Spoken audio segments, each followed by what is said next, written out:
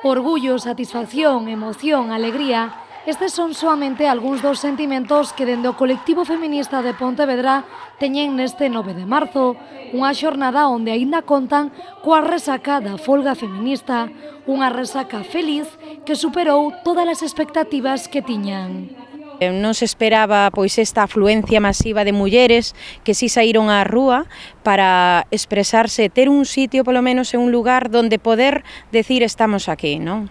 Efectivamente, pois parece que se non se nos ve a todas na rúa presentes, de corpo presentes, parece ver que non existimos, é dicir, que eso ten que mudar.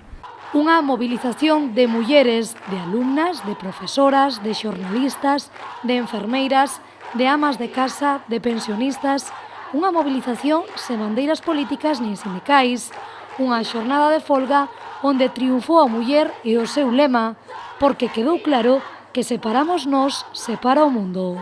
Si é verdade que normalmente se intenta dar a ver que isto todo é partidista, que tal, pero non, é que temos unha necesidade.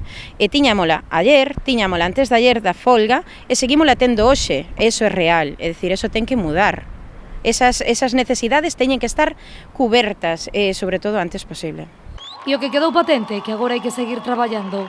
As administracións públicas deben de recoller o guante e poñerse a traballar en máis políticas de igualdade porque onte as mulleres quixeron dicir basta.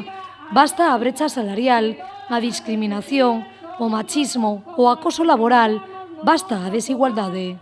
É dicir, a forza que temos que facer agora é bastante maior, porque si é verdade que eu como o que sinto é que toda esa xente que saíu á rúa, que foi chamada e que realmente tuvo unha resposta, agora vai nos exixir máis. E xa non só a nós mesmas, senón as institucións. Isto non se pode mirar hacia outro lado. Un 8 de marzo histórico que deixará pegada.